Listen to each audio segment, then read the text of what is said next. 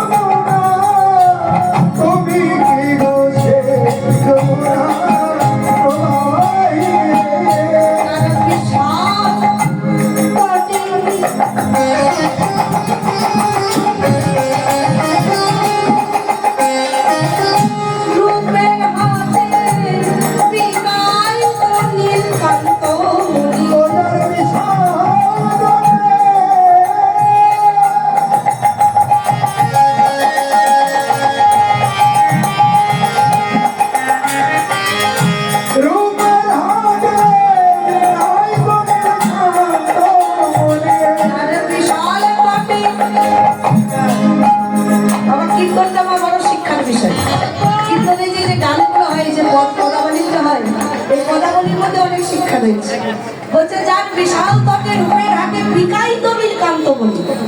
বিকায়িত বিকায় মানে মানে বিক্রি হয়েছে কৃষ্ণ। বলছে যে যমুনার তটে গোপীরা যখন লীলা করতো ওই গোপীদের সামনে ভগবান কৃষ্ণ নীতিপতি দিন বিক্রি হয়ে যেত। কেমন ভাবে টাকা পয়সা বিক্রি নাই গো, প্রেম ভালোবাসার জয়ে। ও সখী বলতে দেখবি কৃষ্ণকে আমি কত ভালোবাসি, ও বলে দেখবি তোর থেকে আমি আরো দ্বিগুণ ভালোবাসি। এই ভালোবাসার খেলায় কৃষ্ণ বিক্রি হয়েই থাকে প্রত্যেকটা হাতে রাসের বেলায় শ্রী ব্রজ গোপীদের কাছে। যারা বিশাল পথে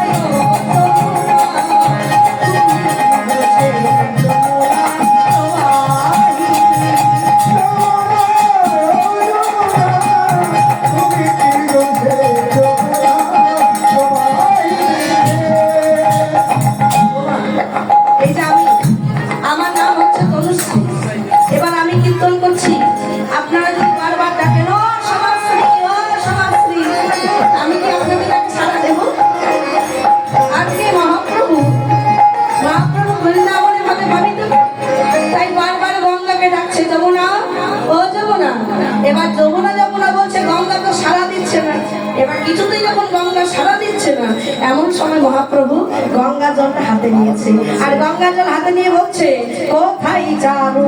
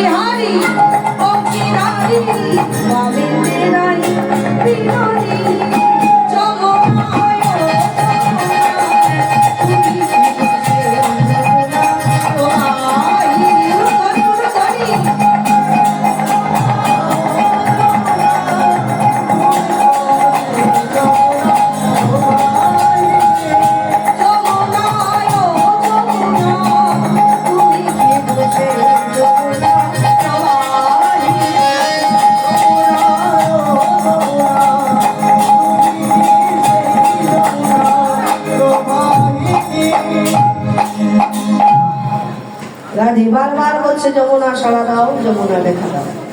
মা গঙ্গা কিছুতেই কিন্তু সাড়া দিচ্ছে না। কেন সাড়া দেবে? সে তো গঙ্গা, গঙ্গা না বলে তো সে সাড়া দেবে না। আচ্ছা বাবা এবং মায়ের দেখবে, আমরা যারা হিন্দু সনাতন ধর্মের মানুষ, আমাদের প্রত্যেকটা বাড়িতে দেখবেন গঙ্গা জল থাকে, নেই মা?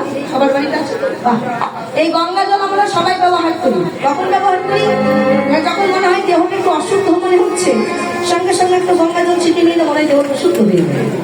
কিন্তু আমরা মানুষ ভক্তরা কত বোকা হয়ে গেছি দেখুন।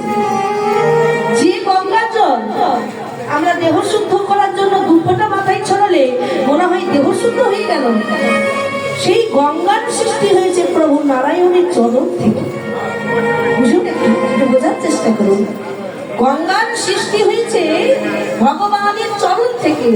সেই গঙ্গায় এত শুদ্ধ যে দুপোটা মাথা ছড়ালে দেহ শুদ্ধ হয়ে যায়।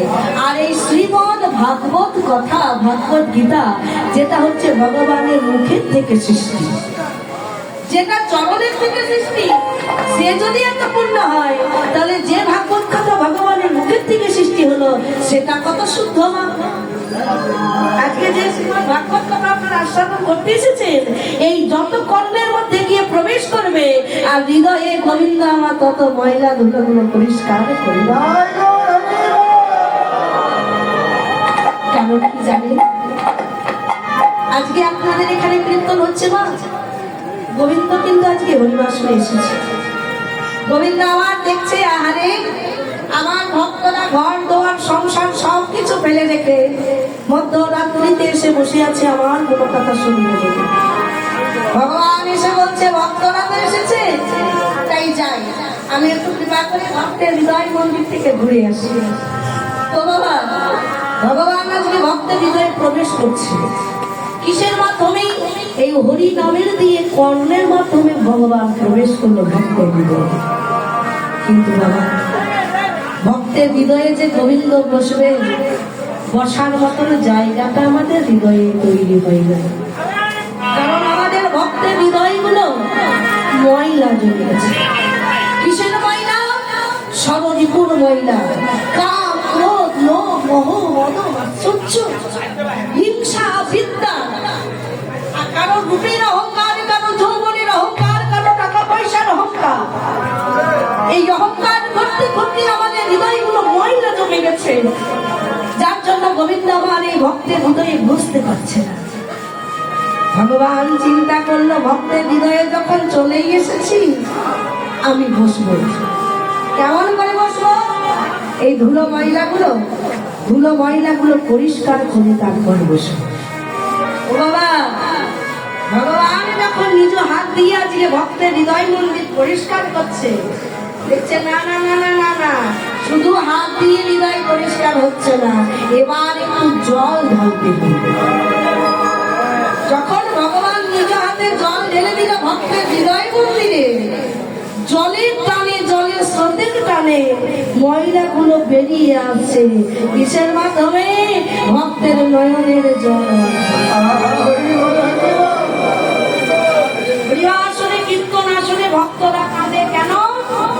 কারণ তার হৃদয় মন্দিরটা পরিষ্কার হচ্ছে, আর সেই ময়লা জলটাই ভক্তের নয়নের জল হয়ে। বাবা, তোমার ভগবানকে পাওয়া এত সহজ কথা নয়। আবার সহজ কথা, যদি ডাকার মতন যদি ডাকা হয়, ভালোবাসবার মতো যদি বাসা হয়, গোবিন্দ সবকিছু ছেড়ে ভক্তের কাছে আগে উপস্থিত হয়। কেন বললাম এই কথাটা? আস্তে আস্তে ও মা শুনো, যে গোবিন্দের কথা আপনারা শুনছেন, গোবিন্দ কত কৃপাময় দেখে যান। আপনারা বলুন, কলিকালে ভগবান কেমন ভাবে উদয় হয়েছে? এইভাবে দুহাত তুলে।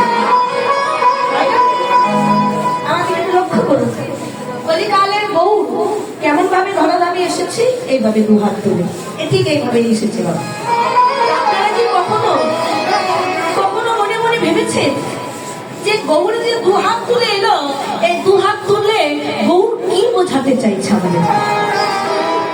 তারপর যুগে বাবা সাহেব হয়েছিল, কিন্তু কলিকালে গৌর কেন দুহাতটা তুলে দিল শুনে রাখুন। গৌরাঙ্গ মহাপ্রভুর স্বভাব, গৌর হরির স্বভাবটি হচ্ছে একজন মায়ের মতো। আপনারা সবাই জানেন এই যে আমাদেরকে আপনাকে কেউ যদি আমাদের পরিচয় জিজ্ঞাসা করে, আপনি কার নাম আগে বলবেন, মায়ের নাম না বাবার নাম? বাবার নাম, সঙ্গে সঙ্গে বাবার নাম। আমাদের প্রত্যেকটা ছেলে মেয়েদেরকে যদি কেউ পরিচয় জিজ্ঞাসা করি, আমরা বাবার নাম আগে বলি। কেন? কারণ বাবার নামটা বললে সবাই আমাদেরকে চিনতে পারে। কিন্তু চৈতন্য মহাপ্রভু গৌর হরি কোনদিন বাবার পরিচয়ে পরিচিত হয় নাই। গৌর হরি হয়েছে মাতৃ পরিচয়ে পরিচিত। সবাই বলে সচিনন্দন গৌর হরি, সবাই বলে সচি নন্দন, কেউ বলে সচির আদরের ধন, কেউ বলে সচির দুলালিয়া। তাহলে সবাই কিন্তু গৌর হরিকে মায়ের পরিচয়ে পরিচিত করেছে। তাই আজকে কলিকালে আসার আগে গৌর হরি চিন্তা করলো যে এই যে আমাকে সবাই মাতৃ পরিচয়ে পরিচিত করলো, আজ থেকে আমি আমার স্বভাবটা নেব একজন মায়ের মতো। আজ কলিকালে আমি আমার স্বভাব ধারণ করবো আমার মায়ের মতো। তাহলে মায়ের স্বভাব আর বাবার স্বভাব কতটা ডিফারেন্স দেখুন, মায়ের স্বভাব আর বাবার স্বভাব কতটা পার্থক্য দেখে যাবে। কেন? দেখুন মায়েদের স্বভাবটি কেমন দেখুন।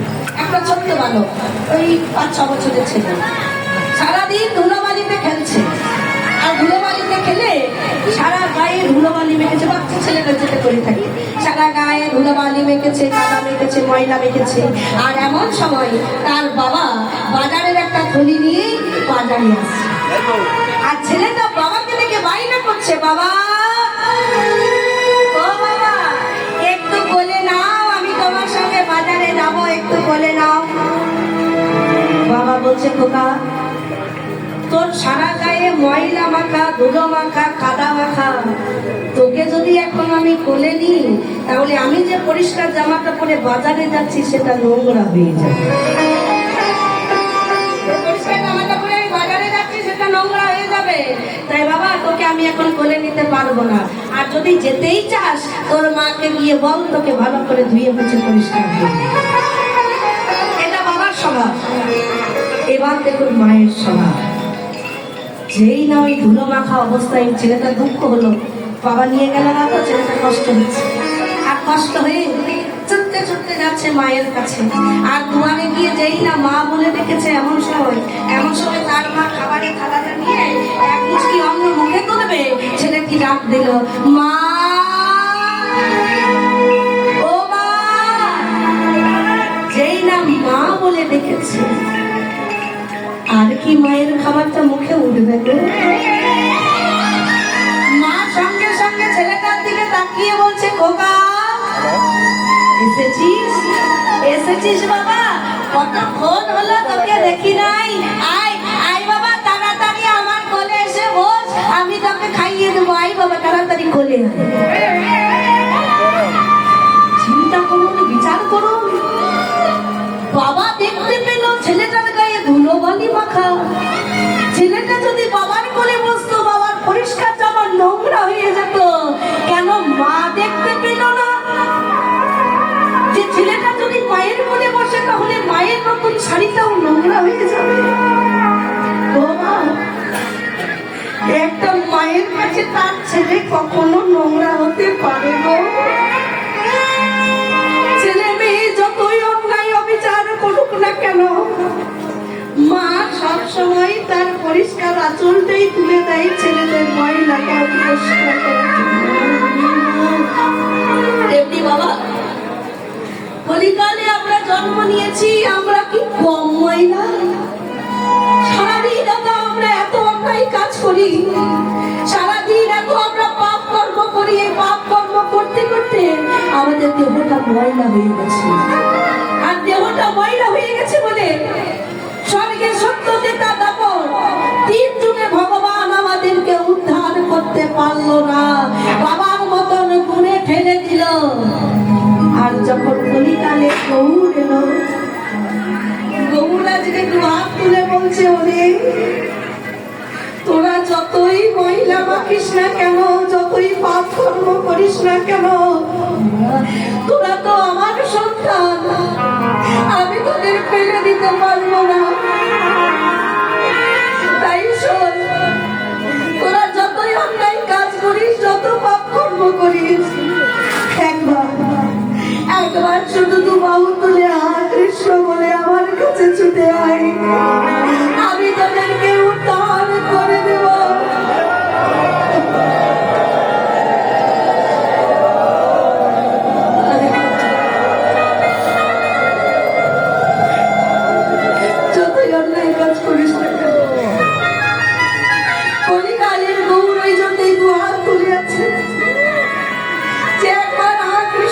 ছুটে আয়, আমি উদ্ধার করবো। তাই বাবা এবং মায়েরা, আজকের এখানে কমিটির ভক্তগণ 1 বছর অপেক্ষা করে, 1 বছর পরিশ্রম করে এই সুন্দর হরিসভার আয়োজন করেছে। আজ কত দূর দূরান্ত থেকে ভক্তরা আসছে কীর্তন শুনতে।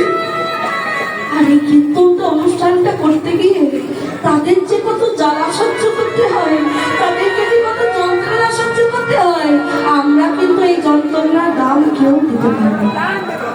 পারবো না? দেখবেন কমিটির ভক্ত যতই বড় লোক হোক না কেন, কীর্তন করতে গেলে তাকে 5টা দুয়ারে ভিক্ষা করে না। আর মা, যখন এই কমিটির ভক্তগণ 5টা দুয়ারে ভিক্ষা করবার জন্য যায়, কেউ হয়তো আঁচলে 5টা টাকা দেয়, আবার কেউ হয়তো মুখের কাছে 5টে বাজে কথাও শুনিয়ে দেয়। কেউ 5টা টাকা দেয়, কেউ মুখের কাছে 5টা বাজে কথা শুনিয়ে দেয়। আর সব অপমান সহ্য করে, সব অপমান সহ্য করে, সব কিছু সহ্য করে তারা অপেক্ষা করে বসে থাকে কখন হরিনামের সময় আসবে, কখন সাধুগুরু ভক্তরা মিলে হরিসভাটা ভর্তি হয়ে যাবে, কখন ভক্তরা আনন্দে বাহু তুলে হরি বলবে, আর আমাদের দুঃখ কষ্ট সব মুছে গিয়ে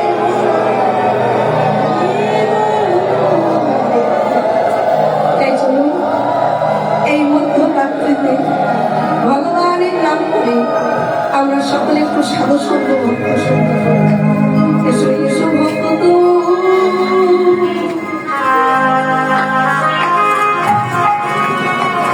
ভক্ত সঙ্গ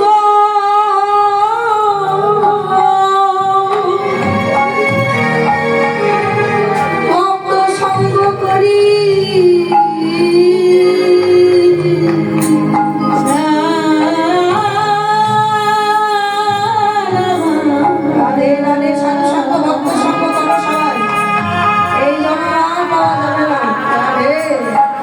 ভগবান